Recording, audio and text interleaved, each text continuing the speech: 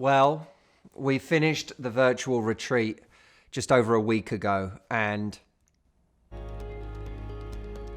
you didn't come here to do a little bit of tinkering with your life. You came here to change your life, to change the conversation you're having with this life, with yourself, and with the people around you. And my God, it was a beautiful experience. During the virtual retreat, one of the advantages of doing it virtually is that we have a live chat. And every time I got a glimpse of what was going on in the live chat, it was exceptionally beautiful. And one of the common themes was this feeling of people having held themselves back until this point in their life and finally feeling free to go after what they want. In fact, there's a lot of people that said, I almost held myself back from doing the virtual retreat. I almost didn't do it, and now I'm so glad I did. This is a common theme in people's lives. This idea that you have this potential, this unrealized potential, and yet somehow we get in the way of that potential. We hold ourselves back. And one of the big reasons we hold ourselves back is because of the fear of how people will react, what other people will think if we step out and do something different to what we're doing now. So I wanted to give you some practical tools that I use to help me overcome those fears of what people think and keep moving forward anyway. The first one is I'm prepared to be wrong. I don't put a ton of stock in the ability to be right all the time. I like being right. I like when people say, man, you nailed that. But the bigger picture for me is the search for truth.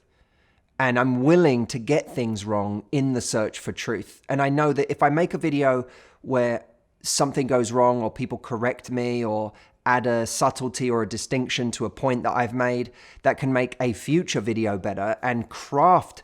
It's almost like those comments that people make, they chisel away at the point I'm making and offer me a better way of thinking about it so that the next time I say it to a new audience, I say it even better. Number two, I remember that the race is long, that I can be judged today for something I say or do, but that over a lifetime, what's more important is how I'm judged on my character. And character is consistent. Character, to me, operates on a longer timeline. So anytime I'm worried about how someone's going to judge one move I make, I remind myself that the race is long. I am going to have many, many, many moments in my lifetime to show people who I really am, instead of worrying that everything that I am has to be well represented in this one snapshot. Number three, I remember that intentions matter. If I put out a video, a lot of people will comment on what my intentions are for me. Some people will ascribe the worst intentions to what I do or what I'm saying.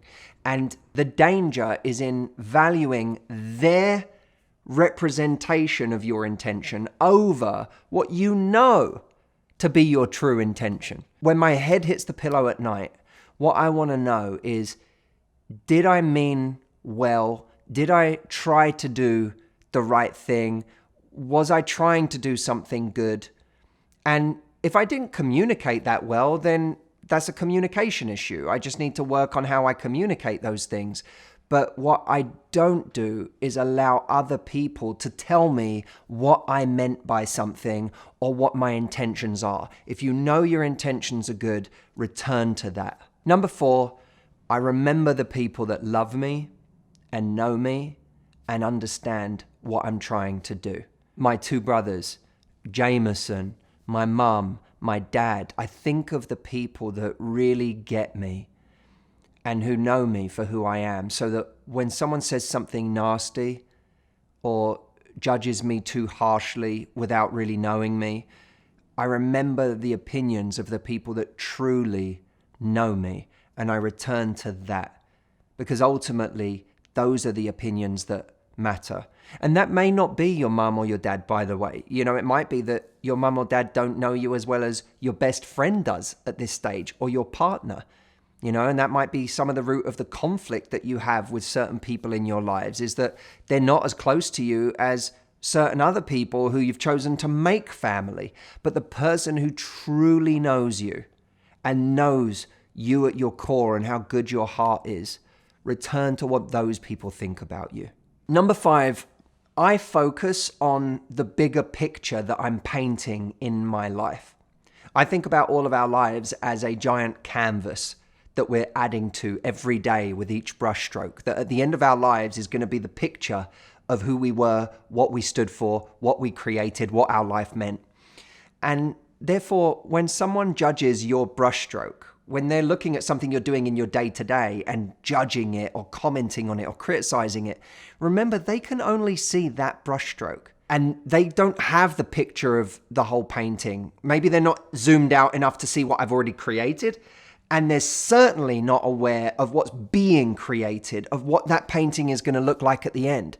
So I don't allow someone's judgment of the brushstroke to deter me, because I understand that they don't have a perspective of the full picture that's being painted. Number 6, I always remember that my best has to be enough for me. I'm always going to fall short. I'm going to fall short of certain expectations that people have of me on any given day.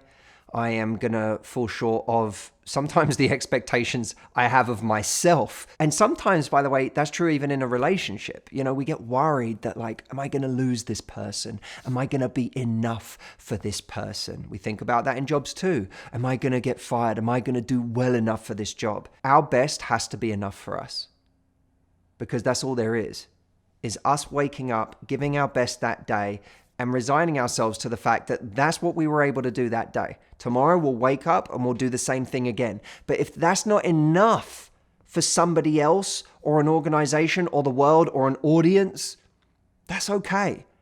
My best has to be enough for me. Your best has to be enough for you. Number 7, I remember that despite all of my better wisdom, the feeling of worrying about what other people think is something that's not my fault. There is an evolutionary programming to this, you know, the ancient fear of being outcast from the tribe, that it may affect our survival in some way if the angry mob comes to our door, if people don't like us. This is not our original thought. It is millions of years old. We just get stuck with this thought that's not our own, that's part of our programming. That's not our fault, it's our burden. And what we have to allow ourselves to do is take a wiser stance than that primitive egoic stance that's perhaps always going to be with us in some form. And what I do to combat that is I don't try to eradicate the part of me that cares what other people think. I find a goal that's more important than the goal of making people like me. The desire to be liked is a low frequency goal. I have 3 other things that I have as higher frequency goals that are more important than the desire to be liked. One of them is to speak truth. And that's whether I'm being liked or not, I want to speak truth. The second is to make an impact in the world in my own modest way. And the third is to live a full life. And I know that I cannot achieve those 3 goals, speak truth, make an impact, live a full life, if I'm trying to constantly serve that lower frequency master, if I'm trying to serve the goal of being liked all the time, which, by the way, is an impossible goal to achieve. It cannot be achieved. But trying to achieve it will also cost you the higher frequency goal, because you can't do those things whilst you're trying to be liked all the time. You don't have to even think about it in terms of confidence. It's just rational to say the only achievable goal is the higher frequency goal, but I can't achieve that unless I let go of this egoic low frequency goal. That, by the way, for those of you that are wondering about the virtual retreat, is one of the primary aims of that retreat, is to get people in touch with what it is they actually want to do in their lives, what's important to them, what they stand for. I'm not talking about external material goals and achievements. I'm talking about what do they want to achieve in their life as a high frequency goal. Because once we get connected to that, it's then that it's not that we're able to eradicate all of these fears, it's that we just found something much more important. And that becomes our compass, our north for the way that we live our lives. If you missed the retreat in March, I have another one coming up in September, which will be the final virtual retreat of the year from the 24th to the 26th.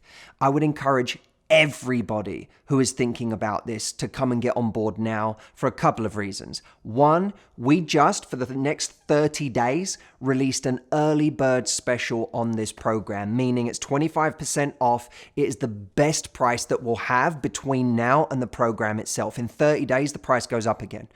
The second reason is so that you have a date in your diary that makes you feel like, you know what, no matter what else happens in my life this year, my growth is secured.